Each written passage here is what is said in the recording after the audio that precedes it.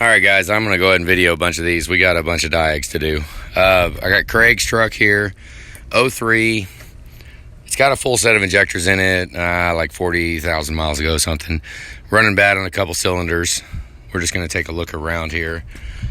We need to clean off the terminals. They're looking pretty bad. I mean, I'll spray them off before it leaves, but it does have what looks like a massive exhaust leak going on under here. Whether or not it's the turbo, I don't see it on the downpipe itself. It's like a little bit up there, but could be a busted Y pipe. Just kind of looking around, it's got a little bit of dirt. Probably Ford gold. The heater core tube is leaking. You see where it's been dripping down on there. Not sure if this boot might be leaking. Might have a hole in it somewhere. Trying to see it. Just because of all the oil that's on the turbo housing. Looks like an AC leak right here. That one I would probably put an 07 whole manifold line that comes off of the AC compressor. I mean, we can check and see if it's shredder valve. But I don't know, with it being that green down there, it's probably crimp fitting on it. Leaking. Let's see. Okay, so we got a little bit on there. What else? Thermostat does not look very good. Looks a little chalky down in there. I'm assuming it has Ford gold in it. It looks like it. Master cylinder looks a little leaky as well. So it's nice just to look around. I've never seen the truck before, so let's just look around a little bit and let's get some screens set up. Oh, dipstick tube broke, just like them all. We put 07s in all of them, changed the whole dipstick tube and the dipstick and everything. So hang on. It says 217,000 miles. It is an 03. All right, we got a little mess here. Looks like I don't know if oil pressure switches might actually be bad. Who knows if it's leaking? Haven't looked. Battery voltage too low and too high was somewhere on there. I saw battery voltage high. ECU overhead, and then cylinder 2 contribution balance, cylinder 6 contribution balance, cylinder 8 circuit low. Wonderful. Generally, circuit low codes are either the coils on the injectors, wiring, FICM, but we also got 6 and 2, so 2, 6, and 8, so 4 is the only side not showing us. Insufficient flow. I wonder if it does have an EGR cooler on it, but it might be welded, might have a puck in it. So, and there was all that leaks up there, so it kind of goes with it that it could be welded shut. And then whenever it got welded, something didn't get put back and sealed up, so it's leaking exhaust all over the place under the hood. Fan clutch. Let's see if we can even get any signal out of it. And that is a killer right there. Okay, that 132B in an 03 is a mother. By seeing all that exhaust soot on there, that exhaust soot leak could cause this 132B. We'll dig deeper into that in a minute. ICP intermittent. Damn. It's like a whole gauntlet of all kinds of it, all of it. So that one, with this being an 03 also, the ICP sensor's all the way in the back, so if it's got any kind of oil leaks, we'll put a new ICP sensor in it. If there's any chafing on the wiring harness, I don't just jump right in and put a pigtail on like everybody in the world does. If the wiring looks okay going into the pigtail, you can clean it with compressed air and brake clean. You can clean that out and make it look good. But the insulation has to be on the wiring. So, yeah, we'll see. ICP intermittent, boost, 132B, fan clutch, 2, 6, and 8. 2 and 6 contribution balance, and 8 circuit low. So that's the circuit low is kind of an eye raiser. So I'm going to clear these codes out. We got them documented. Actually, I'm not going to clear it out now that I think about it.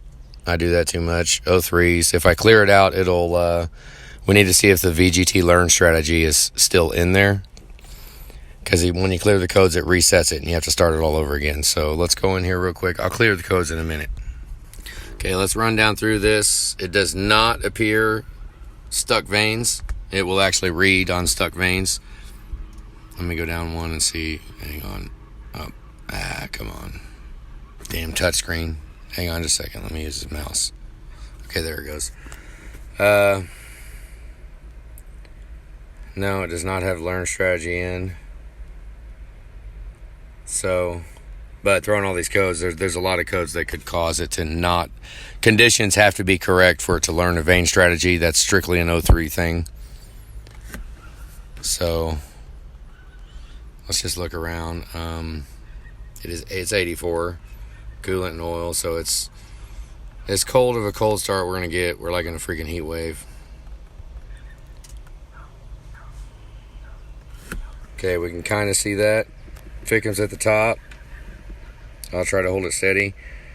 ICP volts 0.21. 0.19 is what we really want to see, but that doesn't mean it's necessarily bad. All right, I'll cycle the key off. Back on. We'll watch IPR at the bottom. We do not want to see 84. And watch Ficum up at the top. We don't want to see, 45, 46, somewhere around there. We know we got a problem. Nope, it's reading. Ficum main power's low. These batteries are probably freaking dead. Hang on, here we go. Watch IPR at the bottom. No, it fired up. Only showing 10 volts. It's not freaking cool. Alright, let's see what we got. We'll get it warm and we'll run a relative compression on it. Okay, number 6. So, shut off the compensation on it. There goes number 2. Okay, so we gotta start with the basics. Check fuel pressure.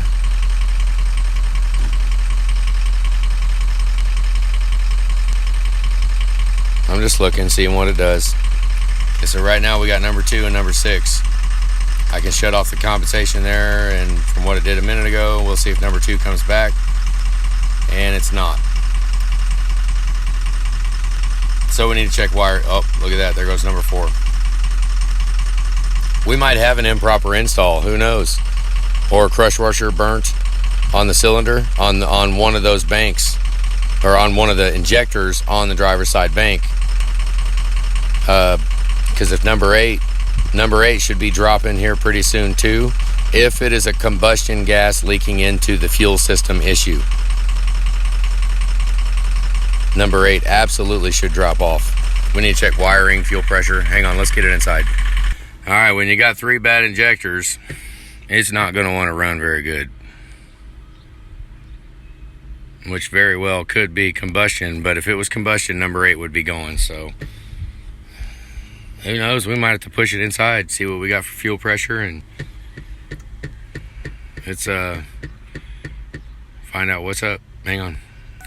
Little quick thing to kind of rule out combustion issue would be to cycle the key a couple of times. If it fires up and is good, then, basically we're trying to get fuel back to the injectors. If one of them's leaking combustion, it will block. The combustion pressure is higher than fuel pressure, so it will actually block the injector from getting fuel. So we want to make sure that, I guess we'll pull it in. Absolute first thing, number 1 is bubble test.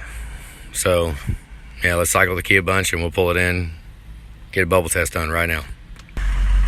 Yep, it fired up. I bet you we're looking at a crush washer failure or a torque issue. Could be a burnt injector. Who knows what it is? A burnt tip, but I'm just trying to get it in right now. Let's go ahead and hit the button. I'll go ahead and record it, getting it in. It's got, I bet you it is. I bet it fails the bubble test. Anybody want to bet? No, I don't know. I better not bet, because anytime I bet, I lose. So let's get it inside. Hang on. All right, I guess he had it. He took it to Ford, and they said it needed an engine. $21,000, what they told him. Okay, now listen. That does not sound like an engine. That's not done. Hang on.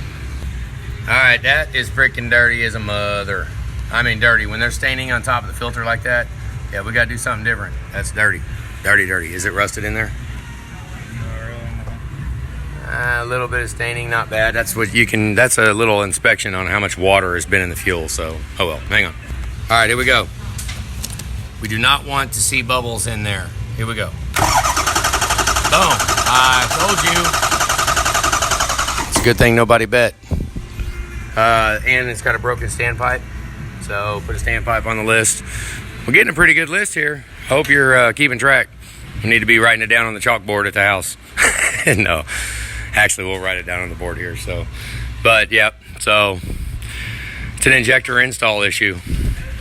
So if it's a warranty type deal, I would say if this was done at a dealer with the injectors, granted it's probably out of, hopefully it's not out of time, because this is an install issue. Maybe, normally it's an install issue.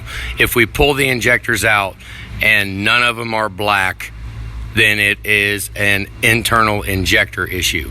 If we pull one out and one tip is burnt to hell, all black, then it's an installer error issue. And when we put it back together, you will get new hold down clamps on all the burnt injectors. So I might just cut it off right now, because it's time to call Craig, see what he wants to do, find out which way he wants to proceed. But right now it's driver's side injectors. Yank them off. I mean, we can isolate and test between the two.